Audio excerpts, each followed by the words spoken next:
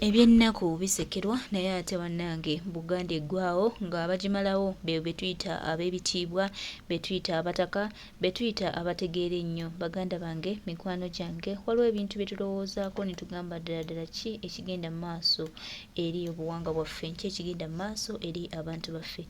Bwe tulaba be tuyita abataka bano nga bakutte amakubo gaabwe, bakutte entegeera yaabwe, bonna bagitwalidde Mwami Museveni. Be tuyita abataka ba Ssaabataka abalina amataka ne bagenda ewa Mwami Tebuhabulwa babeere mu kusabiriza, babeere mu kusaba babayambe, ate Museveni abayambe bo Bassaabataka. Museveni abayambe abagulire ettaka era abakulaakulanyize ku ttaka lyabwe.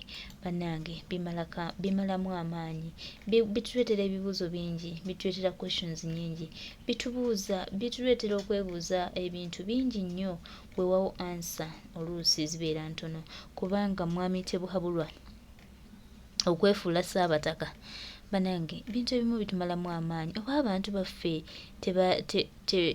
simanyi nakumanya naye Mukama Katonda ono yamanyi, kubanga oluusi questions nnyingi zitubula ze tuyinza okugamba abantu baffe naddala abatuwuliriza, abantu baffe naddala betukkiririzaamu, abantu baffe naddala betwandiwadde nga tubasigaza ekitiibwa kyabwe, kubanga ye Mwami Tebuhabulwa talitwagalizaako kirungi okuggyako okwonoona obwonoonyi ebyaffe. Kyatwewuunyisizza nnyo okulaba abataka nga bagenze mu State House babuwadde obukyayi, kale kweggamba nga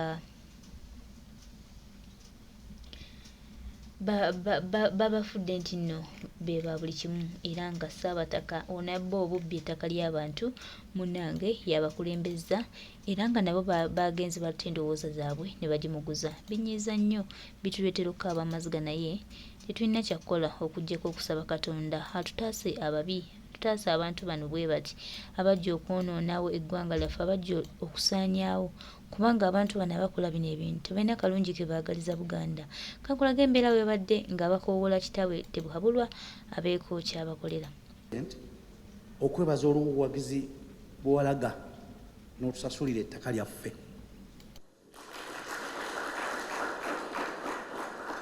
Ssebo Pulezidenti jala okutegeeza nti ettaka lye watugulira walisasula ssente nnyingi, naye ffe nga abataka wano tugamba nti teririiko muwendo gw'oyinza kuliteekako. Ffe twafuna ekintu eky'omuwendo ennyo gye tuli. Ate ne kibeera kya byafaayo Pulezidenti kye watukolera, kubanga okumala emyaka nga 15 ensi yaffe eno nga abatufuzi b'amatwale bazze, bajjajja bano boolaba ku nsonga z'ettaka babadde mu kufiirwa. Mu mwaka gwa 2023 Ssebo abataka batandikawo kaweefube okutuuka mu bazzukulu nga babatuusako obubaka obwekuusa ku nkulaakulanya mu mirimu n'okwejja mu bwavu, era nga tutunuulira emirimu gyaffe gino egya bulijjo gye tukola, obulimi n'obulunzi, naye ng'ate Ssebo tutunuulira n'emirimu gyaffe egy'ennono gye twakola okuva obwedda, okugeza nga okukomaga. Bantu batono abakikkiriza nti okukomaga mulimu ate guvaamu ssente nnyingi, nti n'olubugo kyambalo kya bbeeyi, nti kaakati abatusinga okumanya nti olubugo kyambalo kya bbeeyi ate si ffe abakitandika, naye bali abakozesa olubugo kaakati abali e Bulaaya bakimanyi nti lugoye lugumu, ate lulungi, luwangaala, ate omuntu bw'alukozesa abeera ddala nga abeera bulungi. Naye waliwo n'emirimu emirala Ssebo egy'obuwangwa gye twakolanga edda. Waliwo okuweesa, mulimu gwa jjajjaawo Katongole, era kyekyamutwala emulema, kubanga mu bendobendo eryo eriyo amayinja mangi nnyo ge basobola okufukuta ne bajjamu ebyuma. Ogwo nagwo mulimu abantu baffe gwe batalowoozaako nnyo nti gw'amaanyi. Naye bw'ogenda e Kato wano Ssebo abantu baweesa, bakola ebintu bingi nnyo mu byuma naki. Senga tuzzaawo okuweesa n'okukomaga n'okuluka n'okuwunda abantu baffe be bakolanga, tulowooza nti ate tuba tugasseeko kinene ku kukendeeza ku bbula ly'emirimu ku bavubuka bano Ssebo abataayaaya mu bibuga ne mu byalo nga balinga batalina kye bakola oba batali kye basobola kukola. ate n'abo abangi ennyo abo osanga batagenze ku ssomero bwe bagamba nti nno tebalina mirimu naye ate era tebakozeseka. They are unemployed but they are also unemployable. Tuba tulina kye tuyunze wakati awo. Sebo ate tukulabyeko ng'oli kugezesa okwo naye kati kukyali kugezesa nduza kuvuddemu ebibala nga okubiriza abantu okulimira ku ttaka ettono yiika 4 nezikendeera awo okulaba nti balina kye bakola babeera n'emmere basobola okubaako ate ne kye batunda ne bakendeeza ne ku bwavu ne ku buyinike bwe bakola ki bwe balina. Ne tulowooza okitiibwa president nti abataka bano nabo bakulu nnyo abantu bano boolaba. Ekisooka basaasaanidde Buganda yonna. Abamu bali Buddu, Fatonotono ffe tuli ekyaddondo ku kibuga, abalala bali Bulemeezi, abalala bali Kyaggwe, abalala bali Ssese. Buli wogenda mu Buganda abataka bano okola ki obasanga. Tulowooza nabo bandibadde bankizo oba basobola okuyambako okutwala enkola eno mu maaso ey'okunnyikiza abantu nga bakola emirimu okufuuka ekyokulabirako yasebo. Era nga tulowooza nti abataka bano senga bafunayo ettaka mu bitundu ebyenjawulo ne bakolerako ebyokulabirako ebyo ate nabo bennyininyini ne bakola. Ate waliwo n'ebika bingi ebirina ettaka nga mu mbeera kakati nga bwe biri ndi bali mu katuubagiro k'okuba nti balina ettaka tebalikozesa ate abantu abalala baagala dditwala. I will make a contribution to the building itself. Era nja kuwaayo omutemwa ku kizimbe. Because me, I am a traditional person. Kubanga nze ndi muntu wa byabuwangwa. And I will show you how later. Era nja kubalaga nyinza kukola ntya oluvannyuma.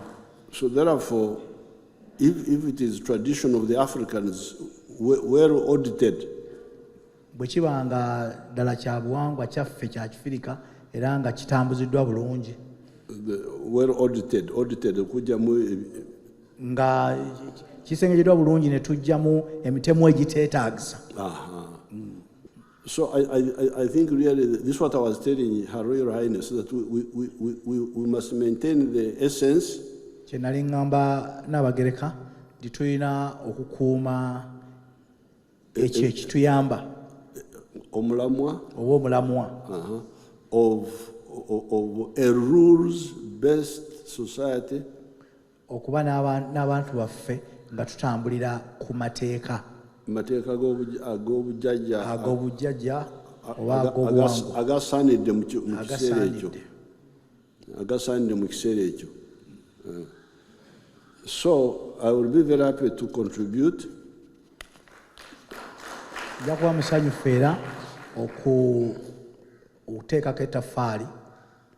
Now that you have also brought the idea of using the engineering brigade of the army, kati ate olw'okuba muleese n'ekirowoozo ekyokukozesa ekitongole ky'amagye g'eggwanga ekizimba, so that we can do it cheaply, nti tusobola okukola omulimu ku ssente entonoko. So I'm very happy. So what I will do, I will tell my controller, nja kutegeeza omuteesiteesi wange to be in touch with you and see how we can help you individually in your areas, to have some model, so you become a model. Asigale ng'akwatagana nammwe okulaba nti muyinza okubeerako ne bye mutandika ebiyinza okubeera ekyokulabirako eri abantu baffe. Because that's how I struggled with those Bararo of yours. Kuba eyo y'engeri gye nalwanamu n'abalaalo bammwe, abalaalo baffe babeereyo baali bantu bazibu. They were very difficult people because they were nomadic. Baali bazibu ate baali batambula okuva mu kifo ekimu okudda mu kirala. But starting with especially 1966, naye okutandika n'omwaka gw'enkaaga I had to fight with them to settle down. Naye nina okulwana nabo okulaba nti babeera mu kifo kimu but also start modern farming. naye ate n'okutandika obulunzi obw'omulembe. And they have changed now. Naye kati bakyukidde ddala. But I changed them by also living in their midst right Tura. Naye ekyo nate era nakikola nange nga ndi nabo ne mbabeeramu makkati. What I was telling them, I was doing. Kye nali mbagamba nga nange nkikola. They could see it. Baali basobola okulaba. So they have changed. They have changed. Kati bakyukidde ddala. Not Dara, but bakyuse ekimala. But you see somehow. They have some distance to go. Bakyalina olugendo luwanvu okutuuka gye twandyagadde balage. Waliwo olugero lw'Abanyankole lugamba nti amazzi gagaluka owisha embewo, ekitegeeza nti bw'ofumba amazzi, it boils. Bw'ofumba amazzi geesera. But when you leave it, then it becomes cold again. Naye ate bw'ogaleka ate era gaddayo ne gawola. So I need to keep boiling them. Neetaaga okusigala nga ninga afumba amazzi nga nkyali nabo. Now, I would want to work with you on the traditional myoga. This word myoga, which I introduced. Now, the circle of the Wataka, that's very good news. Sako yammwe mawulire malungi nnyo. Ngenda kuteekamu obukadde 200. Ngenda kuteekamu obukadde akawumbi kamu n'obukadde 200. Now, the money for the transfer of the title. Ensimbi ezeetaagisa okukyusa ebyapa. Million 16 oba mmeka? Ezo eziri mu muwendo ogwo ogwa million 16. I will pay for that. Nja kuzisasulira.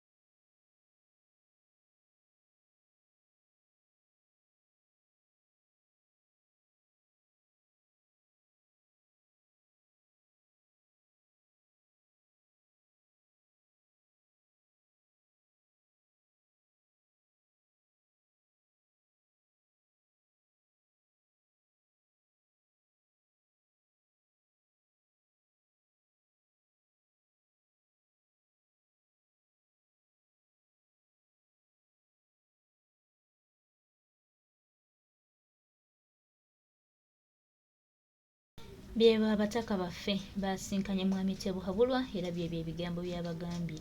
Kibi nnyo kituleetera ebibuuzo bingi, kituleetera okwebuuza ddala ddala ki ekigenda mu maaso mu ggwanga lyaffe, naye twesabire.